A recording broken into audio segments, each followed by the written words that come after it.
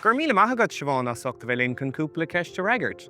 Inistún faoi Colm Brnach. Well, is fila scríbhneoir uairscéalaí agus aistritheoir é Colm Brnach atá clú agus cáléir de bhór chuid scríbhneoireachta agus chuid filiíochta. Rugga é a ggurcaig in 1961 agus drasta sé ar Coláiste Ollscoile Chorcaig. Bhí sé mar bháil den coiste termíochta agus d'oibre sé mar aistritheoir I dithe anaireachtais. Tá ansim agam agus taithnín na stíl scríbhneoireachta agus filiíochta go mórlam agus beiste sé gá cnúsach filiíochta ar le in 1992 an Fearan Brac agus in 1994 Scáthán. An féidir leat cóhéacs na héireann ag an am a scríomh Colm an Dáin a bhíonú dún. So scríomh an Dáin seo in 1992 agus cahamud smaoinemh siar ar an tréimhse seo is stair na héireann. Ní raibh comhaontú ina an céasta ann, so cílínte sin ní raibh siacán fós sa túisgurt. An núsar seo I dtaobh oidhreacht na Gael agus an Gaeilge, ní raibh TG Cahir nó televísion na Gaeilge ar an bhód go fóil. Bhí tunagur fós ag na hochtódaí ar an tréimhse seo mar bhí cúlóach na míochta ann agus bhí go leor daoine fósadul ar Eisiamracha go Merica agus go Sasanna agus is é an béirle a bhí cinál feicia mar tá go dul chun cín agus bhí cinál ma fósáin agus fósáin don Gaeilge mar ní raibh siad tastal agus tú a dul th lear le postaáil agus le cinál airgad a hiile dit féin. Train Fearan Brac le Colm Brnach. Ní labhraíonn si a hiilelumm an áit seo. Is ní léon bhuaíocht ag mo cheanga níos mó intí. Níor thuaig mo fréamhacha síos ach fad áirithe is tá ag dro inis ceall taca uí. Catha salan ar an scrá uachtar, is trabha síos é go dtí an tíochtar. Ní féidir léithí talla hiile ar an murnín, ar má chala féin is fás cuimhíocht mé. Ar an móthir idir gá cathair go bhfuil gá anam ar gach ceann acu. Léam na focail ar na cóthaí. Tá ag taistil Train Fearan Brac is tá gá anam ar gach baile ann. Cléanna, Cléin. Kildara, Kildare. Baile Rá, Littleton. Coolan Tudra, Port Arlington. An tanam dúchais sa Clóadálach. Cléin insint ar stair na háite. An tanam dúchais sa Clóas Lú. Fuoin insint ag dul ó clos. Ag taistil dom Train Fearan Brac taim ón dubh go dtí an ghealls. Ag glúiseacht ar maistear cléin. Bhíor é an bailach a haim. Is mé an ridere a gabhann an timpeall, dá an tacht de rúthar a níor dúig. Ach tá caisleán ann nach non soad. Is cléir ag Róm go mór am ród. Maríonn féin is buailach nach go snóad. Tá taithe ag ceathairnig sa ród.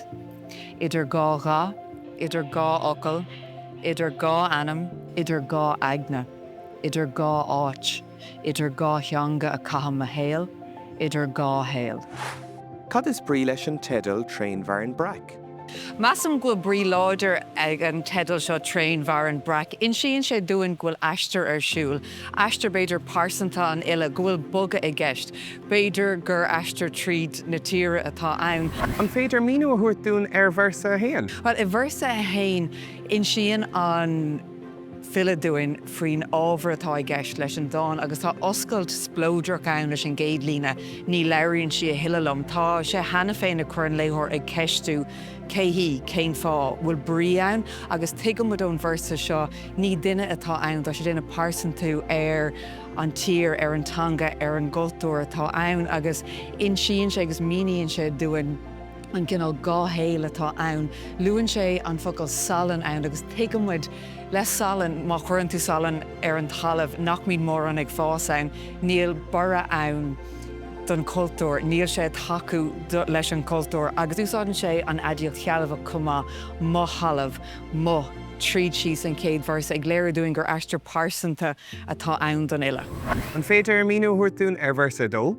Well, I bhirsa I dó déanaan an fila treisiú ar ábhar an Dáin.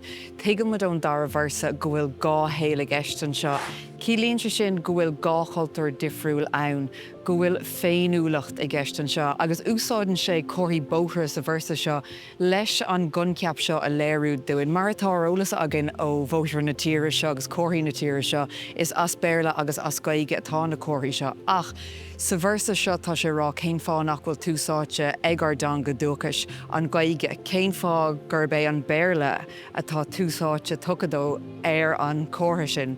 Agus an nús ar sin, má eicimid ar meachtaí sé scríofa aige sa bhirsa seo, tá sésin tríéis túsáte ó thuirt de loganimnacha dúchasacha na hÉireann, so tá Kildare ar dús agus an sin an béarla. Tá sé rá dúin go bhfuil muid tríéis cailú a dhéanamh ar an gaige agus nach bhfuil muid a tuair túsáte dí mar cuid dar naidhreacht, mar cuid dar gultúir. An féidir míóthirtún ar bhirsa trí? So I bhirsa trí feicimid frustrachas an ile agus déanann sé tedal an dána athreisiú ag tús an bhirsa seo. Léiríonn sé dún an seo go bhfuil sé géirí taú lena féinúlacht féin. Tá sé géirí taú le féinúlacht agus éireacht na tíre ach mar aon le aon aistear bíonn bachanna agus constaí ann agus tuigeann sé sin. Tá sé sásta trid ar son ar gultúir ar son ar dúchas ach tuigeann sé go bhfuil pleanáil fad termach i gceist ann, go bhfuil ar bunclacha a leige síos ionas go méid todhchaí geal os cóir na gaige. Agus an nús sin beidir go tagart ann don bhéil i just luann sé rion nó banríon, bhfuil sé tagart arás do éire mar bhean don gaige mar bhean agus an pásan tú a rís atá déanta aige. Luann sé má aistear, so tá sé ag léirú dúin gur aiste pásanta atá ann dó hain, chomh maith le beidir cuasaí na tíre. Cad iad na mothúcáin is láidre sa dáin seo dar leat? Measam na mothúcáin is láidre sa dáin seo tá sé bainteach leis an aistear pásanta atá ar siú le an fille. Tá frustrachas ann, tá imní ann, tá burta ann, tá édóchas ann, agus tá farraigh le bras sa dáin seo. Cad é an téama is láidre sa dáin seo dar leat? An téama is láidre sa dáin seo ná féinúlacht. Féinúlacht pásanta an ile, géir céim féinúlachta agus féinúlacht na tíre, agus an darcha tá ann le féinúlacht na tíre seo. An bhfuil tácht ag buint le húsáid log annacha sa dáin? Measam bhfuil antáhacht ag bant le úsáid na loganimnacha sa dáin seo agus na hanimnacha bailte as béarla. Ar na cóirí bóithre atá ann is léir dúine gur bhfuil túsáte ag an méarla seachas an gaige agus tá an gaige ann ag gló a bhhad níos lú. An nús ar sin tá sé ag rá gur áit dúchas atá ann. Más muoine muid ar an méarla Kildare, an dogann sé sin éon ólas dúin ar an mbaile. Má léamid Kildare is léir gur cil sépéile atá ann agus dara a déana tagart don crán darach agus ó cinál muintear na háite agus Kildare tá is acu gur né bríd a bhunaigh cil inacile crán darach san áit agus is as sin a tháinig an tanam Kildare. Ón anlís atá déanta gutsa, céá is táchtaí sa dáin na híomhána nó na mothúcáin? Measam go an gáceann fit a futa le céile ní féidir mothúcáin a bheith ann gan íomhána agus tá úsáid an láidir á bhaint ag breannach as íomhána chun na mothúcáin sin a chur anúil dúin. Cad é dochúram ar na teanga himplaí a úsáideann brnach sa dáin seo?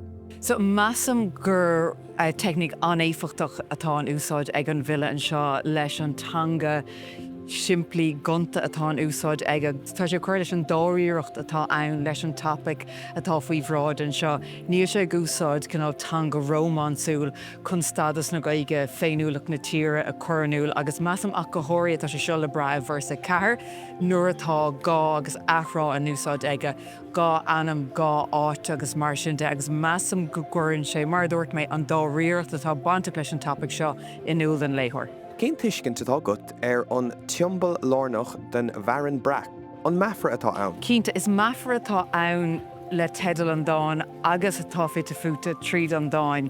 Agus réad atá I gceist leis ná chun codarsnacht a léirú idir gá chultúir, gá héal atá ann. Más míonn tú ar spéir brac le réalta, tá codarsnacht ann idir na réalta agus an dómh atá I gceist ann. So tá sé ag léirú dúin an codarsnacht atá ann idir an gá héal atá ann in éireann, saol an bhéarla agus saol na gaige.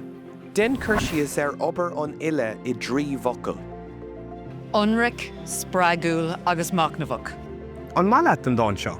Is málam an dáin seo mar churann sé muid mar léthirí ag smaoinemh agus ag déanamh macnamh ar an naistear féin go háirithe le tanga éireacht agus cultúr na Gaeilge.